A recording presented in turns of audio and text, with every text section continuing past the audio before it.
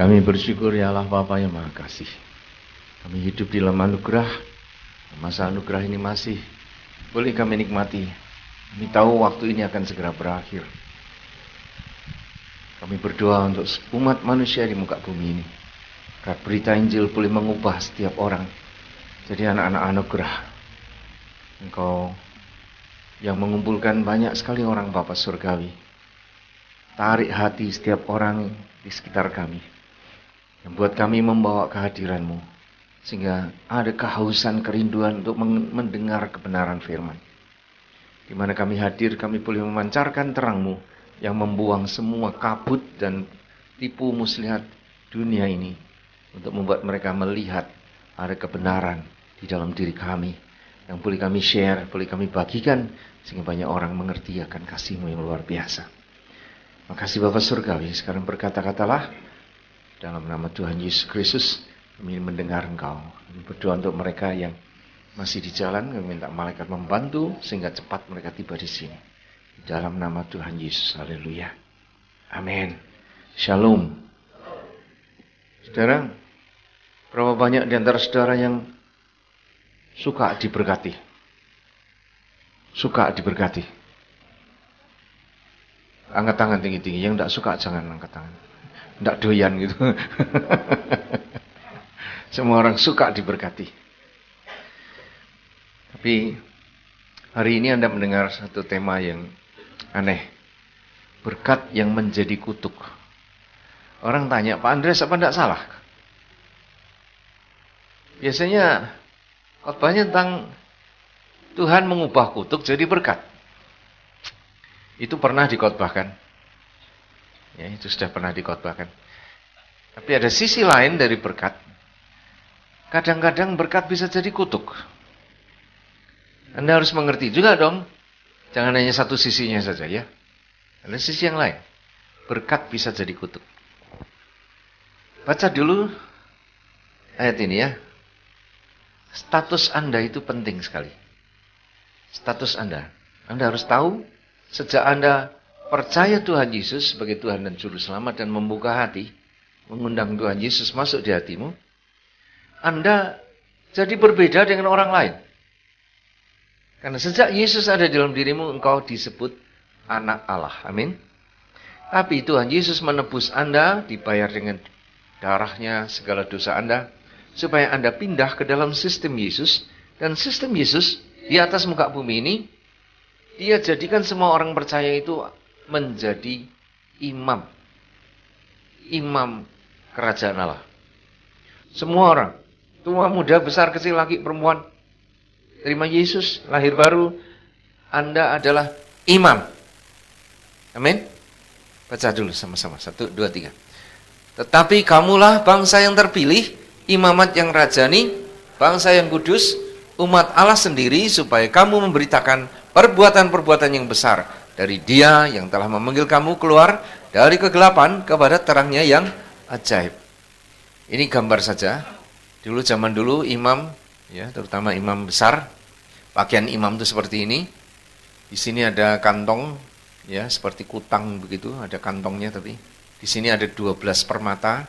Ini baju efod namanya, ya jadi baju yang di luarnya ini yang namanya baju efod. Ada kantong 12 batu ini melambangkan 12 suku, dan di dalam kantong itu ada lagi 2 batu yang namanya Urim dan Tumim itu untuk mencari kehendak Allah. Ini gambaran yang komplit seorang imam. Petrus bilang, surat Petrus, sejak Anda menjadi milik Tuhan Yesus, kamu itu menjadi bangsa terpilih. Jadi semua orang di seluruh dunia, tidak peduli warna kulitnya, tidak peduli bahasanya, kalau terima Tuhan Yesus dalam hatinya, semua satu keluarga, keluarga imam. Ya, tentu ada imam yang baik sekali, ada imam yang jahat, masih ada itu. Yang suka usil aja bilang, itu sesat, itu imam nakal nih. Tidak menghargai imam yang lain. Ya, ada sajalah itu. Tapi tetap statusnya imam. Untuk apa? Karena Tuhan ingin Anda dijadikan imam-imam sebagai bangsa yang kudus, umatnya Allah sendiri, untuk memberitakan perbuatan yang besar dari Dia yang telah memanggil Anda keluar dari kegelapan ke dalam terangnya ajaib. Jadi maksud Tuhan menjadikan semua orang imam. Imam itu artinya apa? pelayan Allah. Jadi kalau Anda dikatakan Anda imam, Anda tugasnya melayani Dia. Bukan Dia melayani Anda, itu bukan begitu. Banyak orang Kristen keliru ya, terbalik. Sejak terima Tuhan Yesus, dia doa setiap hari minta, Tuhan tolong saya, Tuhan berkati saya, Tuhan ulurkan tanganmu, jamahlah saya. Di dunia ini yang paling penting adalah saya. Jadi Tuhan dilempari beban terus, suruh mengurus urusan Anda aja terus gitu. Intinya bukan begitu. Imam itu memberi diri, melayani kehendak Dia sampai puas. Nanti Anda dapat upah lah. Bikin dia puas dulu, nanti Anda dipelihara menurut kelimpahan kasih karunia yang tak terbatas, yang melampaui segala akal. Jadi jauh lebih banyak daripada apa yang dapat Anda rancang atau pikirkan atau inginkan. Allah memberi lebih banyak. Ya, nah, orang Kristen sibuk minta berkat, ini salah besar. Ya, sekarang hati-hati dengan perkara berkat, sebab orang yang diberkati seringkali ujung-ujungnya justru mendapat kutuk. Ya, jadi jangan terlalu rakus berkat. Ya, jangan terlalu rakus berkat. Percayakan urusan berkat itu biar Allah Bapa memberi dengan seikhlas hatinya. Daripada Anda memaksa-maksa Dia berdoa siang dan malam, maksakan kehendak Anda, nanti akhirnya diberi juga, ujungnya cilaka. Percaya enggak? Pantes, itu agak aneh. Allah itu baik kok. Dia selalu mau memberkati. Asal kita mau meminta, Dia memberi. Nah itu minta berkat itu saja sudah salah. Dengar dulu. Sekarang Maleakhi 2 ayat 1 ya. Ini khusus omongan untuk para imam. Tentu tidak berlaku untuk orang yang tidak jadi imam, tentu tidak. Ya, kalau imamnya Gunung Kawi ya itu bisa minta sebanyak-banyaknya sampai sak sugi-suginya itu loh. Tapi Anda imam bukan imam Gunung Kawi, Anda imam Bukit Sion. Amin. Beda toh, gunungnya namanya lain. Yang bercokol di atasnya juga lain. Kalau imamnya Gunung Kawi, minta apa saja dituruti sama Mbah Junggo. Tapi mbah kita lain. Mbah kita ini beda. Punya aturan. Untuk para imam, baca ini dulu. 1, 2, 3. Maka sekarang kepada kamulah tertuju perintah ini. Hai para imam, jika kamu tidak mendengarkan dan jika kamu tidak memberi perhatian untuk menghormati namaku, firman Tuhan semesta alam, maka aku akan mengirimkan kutuk ke antaramu dan akan membuat berkat-berkatmu menjadi kutuk. Dan aku telah membuatnya menjadi kutuk, sebab kamu ini tidak memperhatikan. Ada ayatnya saudara.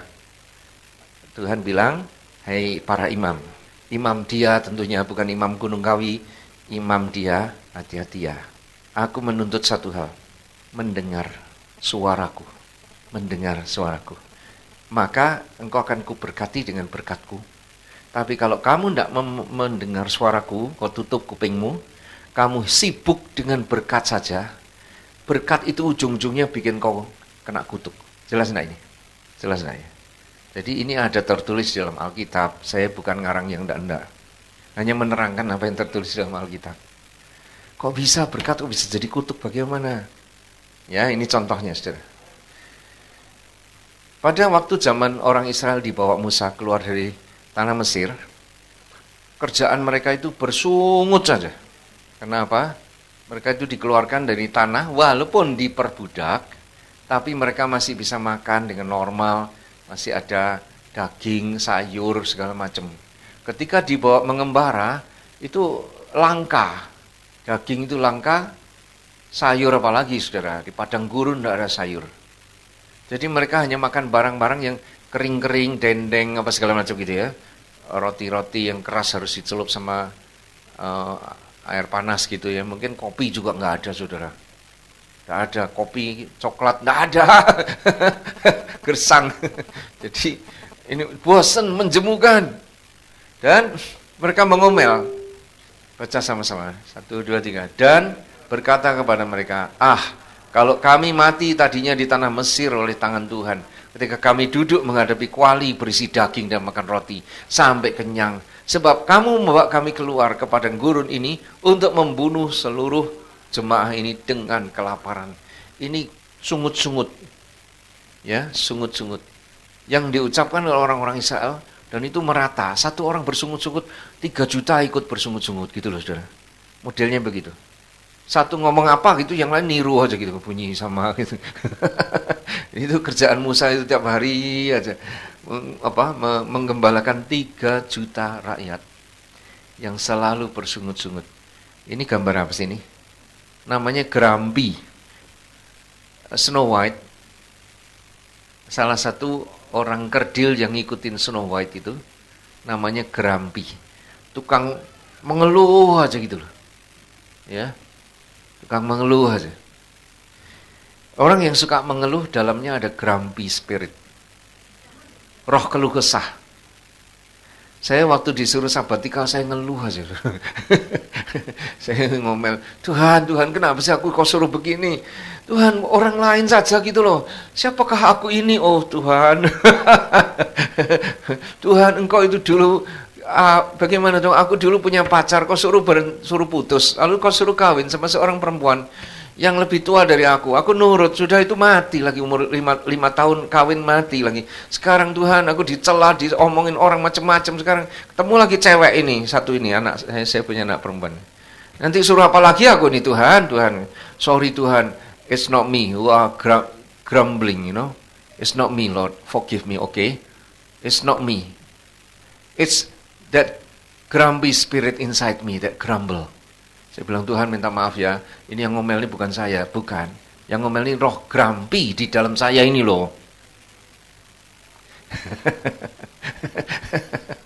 Ada grumpy spirit di dalam saya, itu kan ngomel. Jadi, bukan nyombong ya, kalau di dalam saya, saat itu, saya sudah jadi hamba Tuhan berapa puluh tahun. Saat-saat tertentu saya ngomel sama Tuhan. Jadi saya bisa memahami sangat-sangat saudara, kalau Anda saat-saat tertentu juga ngomel aja kerjanya itu loh. Aku bisa memahaminya. Dan orang Israel tidak ada kerjaan lain kecuali ngomel. Itu bisnisnya tiap hari. Sebab nggak ada dagang itu nggak ada waktu itu. Ya, apa misalnya jual beli mas-masan atau apa jualan rumah, properti gitu ya. Mereka nggak ada kerjaan gitu sudah. Nggak ada. Jadi bangsa Israel cuma jalan aja, jalan. Udah itu ya pagi masak nasi makan atau makan apa itu mana itu. Terus, sudah sorenya ngoceh aja ngomong aja. Jadi nggak ada kerjaan sudah. Terlalu nganggur sehingga satu orang ngomel menular di segera 3 juta itu ketularan semua. Itu kerjaan tiap hari. Dan Musa kerjanya tiap hari mendengarkan omelan aja. Betapa menjemukannya. Satu laki-laki punya satu istri. Istri yang ngomel aja. Si laki-lakinya tidak tahan di rumah sampai kabur ke rumah. Musa itu 3 juta ngomel semua. Coba bayangin. Tidak ada orang tahan mendengar omelan. Dan Tuhan mendengar omelan ini lucunya. Lalu apa? Walaupun sungut-sungut, tapi mendapat. Ini salah satu cara untuk mendapatkan sesuatu dari Tuhan. Ngomel aja, nanti kan dapat sesuatu. Apa yang Anda omelin dikasih juga. Ya, jadi kalau Anda doa, minta berkat, nggak turun-turun, bisa pakai cara yang kedua ini. Dikasih kok. Baca, coba. 1, 2, 3. Lalu berfirmanlah Tuhan kepada Musa. Aku telah mendengar sungut-sungut orang Israel. Katakanlah kepada mereka, pada waktu senja kamu akan makan daging, dan pada waktu pagi kamu akan kenyang makan roti. Maka kamu akan mengetahui bahwa akulah Tuhan Allahmu. Tuhan memberikan. Amin. Jadi kalau minta berkat tidak dapat, ada pilihan cara lain. Bersungut-sungut. Dikabulkan. Ya, ini gambarnya tentang pagi-pagi hujan mana ya. Ini sore-sore. Kerjanya apa sekarang? Mereka sekarang semua ada kerjaan. Ngubur-ngubur burung puyuh. Burung puyuh datang ketiup angin banyak-banyak berterbangan. Jadi mereka nguberin burung itu. Sampai berkeranjang-keranjang di sini. Dimasukkan dalam keranjang. Ini jumlahnya cukup untuk makan satu keluarga. Bahkan kelebihan. Mereka saking senangnya itu banyak-banyak nangkep sampai akhirnya bangkai-bangkai burung itu tidak kemakan, saudara, berceceran di sekitar kemah. Jadi daging busuk. Karena saking banyaknya mereka tangkap. Padahal Tuhan bilang, ambil secukupnya untuk satu keluarga. Sehari sudah, besok tangkap lagi. Mereka tidak, ambil banyak-banyak. Itu banyak yang busuk bertebaran di sekitar perkemahan. Tapi ujung-ujungnya apa, saudara? Ujungnya apa coba ini? Ujungnya kematian. Baca di Bilangan 11 ayat 33. 1, 2, 3. Selagi daging itu ada di mulut mereka sebelum dikunyah, maka bangkitlah murka Tuhan terhadap bangsa itu dan Tuhan memukul bangsa itu dengan suatu tulah yang sangat besar. Jadi masih ini pada begeletakan mati karena di dalam mulutnya masih ada daging burung puyuh. Kalau mentaknya pakai menggerutu, dapat. Tapi ujung-ujungnya binasa. Amin. Jadi hati-hati. Cara kedua itu bisa berhasil, tapi Anda harus ingat ujungnya apa? Kematian. Sebab cara meminta kepada Allah itu tidak menyenangkan hatinya. Dia sengaja kasih, tapi biar mereka makan terkenyang-kenyang sampai mati. Sementara daging masih di selilitnya itu loh. Itu bikin kesal Allah. Berkat begini berkat yang mendatangkan amarah.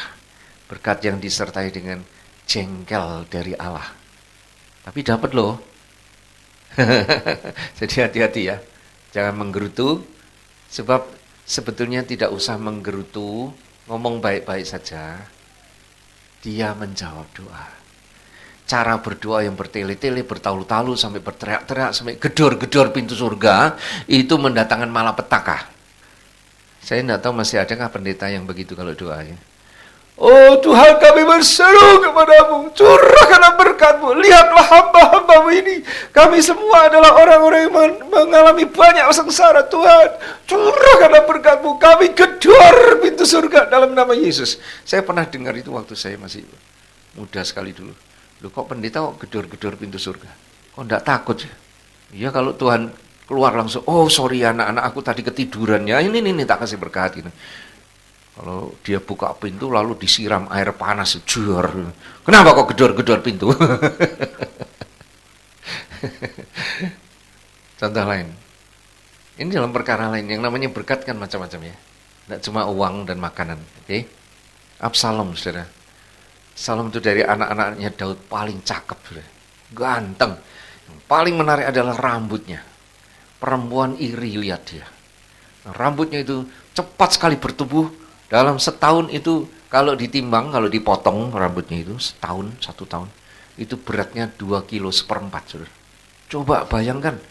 Rambut kok 2 kilo seperempat itu artinya kayak sepertinya di kepala Anda digandulin dacin itu loh. Dacin 1 kilo sini, 1 kilo sini, seperempat di tengah-tengah sini.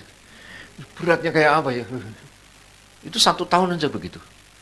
Saking lebatnya, saudara. Tidak ada perempuan selebat itu rambutnya. Betul tidak? Kalau rambut panjang aja sampai ke apa? Betis itu. Wah, itu rasanya sudah kayak apa ya? Bentar-bentar kepala udah kesal. Tapi apa yang terjadi ketika dalam peperangan, karena dia kemudian berontak sama bapaknya, dia melawan Daud. Suatu kali, ya Daud memilih menghindar, saudara. Menghindar, tidak mau perang sama anaknya. Tapi satu kali Absalom ini berperang lawan orang Filistin. Dia kalah, lari, dikejar, masuk ke hutan. Rambutnya yang panjang itu sekarang jadi malapetaka. Karena berkibar-kibar, itu rambut nyantol di cabang pohon, lalu bebelit di situ. Sampai kalau dianya lari pergi, dia tergantung-gantung tidak berdaya. Kebetulan panglimanya Daud lewat di situ. Yoab, ya, sama pasukannya melihat ini, dia marah sekali si Yoab ini. Sebab Yoab pernah membela dia, mengembalikan dia ketika dia lari dari bapaknya, gara-gara dia membunuh salah satu anaknya Daud yang lain. Amnon. Dia bunuh Amnon karena Amnon memperkosa adiknya Absalom. Absalom punya adik juga cantik sekali. Amnon ini anak dari ibu yang lain, jatuh cinta, dia pura-pura sakit, minta dilayani oleh si Tamar. Tamar menolong dia, memasak dan sebagainya, tahu-tahu diperkosa sama si Amnon. Ini marah, dendam, tapi dia baik-baik mukanya, dia pelihara baik. Tahu-tahunya dendamnya itu, suatu kali dia bikin pesta, tempat yang agak jauh, anak-anak raja dijemput pesta, dia upah orang, pura-pura kamu mabok.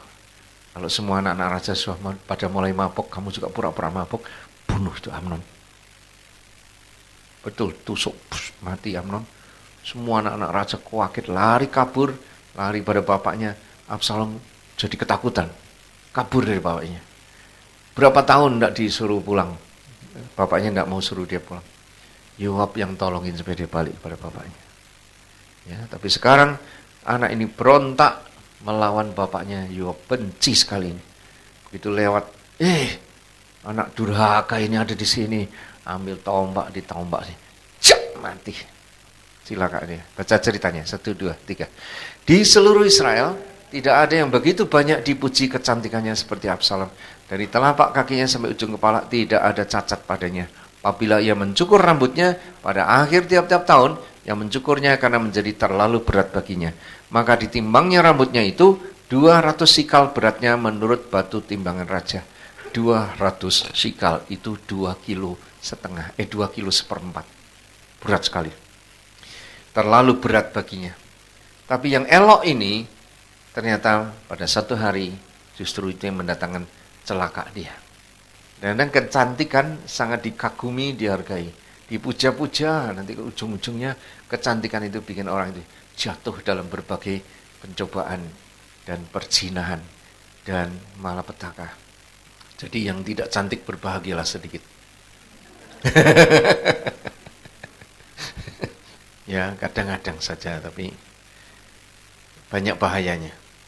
Perhatikan sekarang ya, ketika Daud menang terhadap Goliat, lalu Daud kemudian diambil oleh Raja Saul sebagai menantu, tapi juga dia biasa memetik kecapi, menghibur sang raja. Tapi Saul ini, karena dia tidak taat kepada Tuhan, Tuhan meninggalkan dia. Roh Allah meninggalkan Saul, sehingga dia kerasukan setan, roh jahat. Itu sebabnya dia membutuhkan Daud untuk memetik kecapi. Sebab kalau ada kecapi, Saul bisa tenang. Dengar suara itu, gejolaknya teratasi.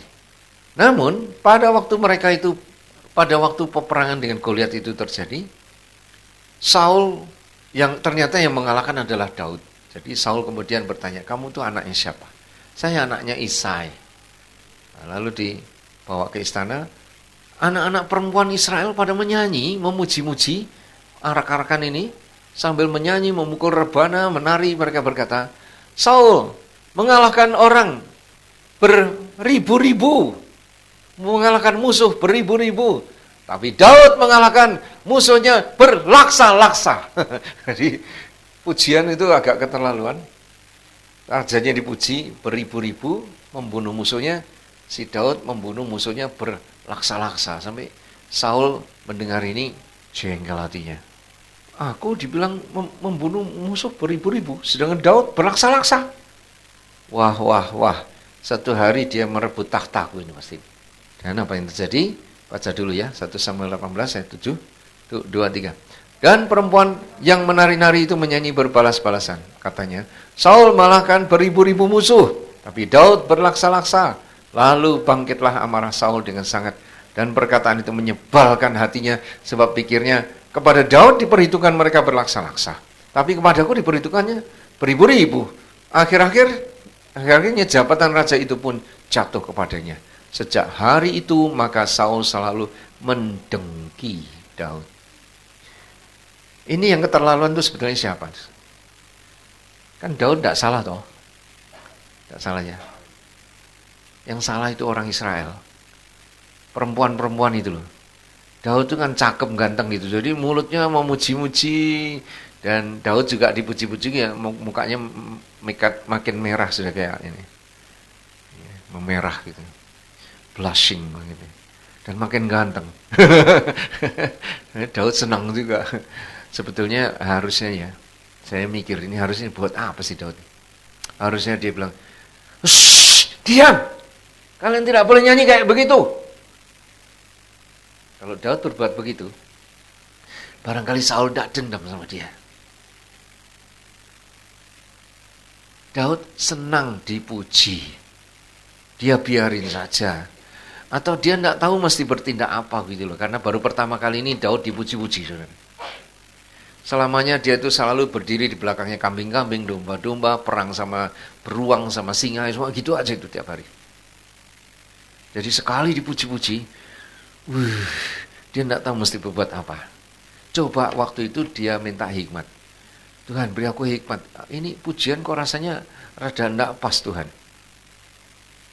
Tapi keburu hatinya bilang, pas kok, pas. Ya, tapi andai kata dia sadar saja. Tuhan beri aku hikmat. Mungkin Roh Kudus kasih dia hikmat. Suruh diam. Barangkali dia tidak dibenci mertuanya. Tapi ya sudah, apa boleh buat, memang harus terjadi begitu rupanya. Akhirnya ini dengki dan dia ambil tombak. Dia tombak itu menantunya sendiri. Diam! Untung 2 kali tombak. Untung Daud cepat berkelit sehingga lolos, saudara. Kabur. Dan mulailah pengembaraan Daud yang penuh sengsara. Walaupun anaknya Saul sudah dijadikan istri dia, si Mikal. Terpaksa dia pergi, kabur. Jadi, pujian itu kalau ada nilai, ada isinya ada sanjungan, ada perbandingan, itu bahaya, membuat kedengkian. Kadang orang tua juga tidak sadar ya, punya 2 anak, dia puji-puji yang besar. Wih, kamu itu pintar ya, hebat. Papa bangga sama kamu. Tapi sama adiknya, kamu anak nakal. Kamu harus belajar sama kakakmu itu. Dia selalu sukses. Kamu lihat tuh raportnya merah melulu. Kakakmu lebih pintar dari kamu. Itu gimana tuh? Saudara, apa yang terjadi dalam diri anak kecil ini? Dendam luar biasa kepada kakaknya. Banyak orang tua tidak sadar itu. Karena apa? Dulu tidak pernah ngalamin dipuji-puji bapaknya juga. Sekarang melihat anaknya yang satu pintar, satu goblok. Yang pintar disanjung-sanjung, yang goblok disalah-salahin. Dendamnya bukan main loh. Bisa benci sama kakak itu seumur hidup. Atau sebaliknya kadang-kadang kakaknya, kamu itu kok bodoh toh, adikmu lebih pintar ini loh. Lihat tuh raportnya semua bagus. Kamu itu sudah mepet, pas-pasan, untung naik. Itu kakaknya iri ya, bukan main sama adik. Mungkin nanti kalau sudah dewasa, ya ada yang sadar ya ini adik bagaimanapun ya, harus ikut saya. Tapi ada yang tidak sadar sampai tua.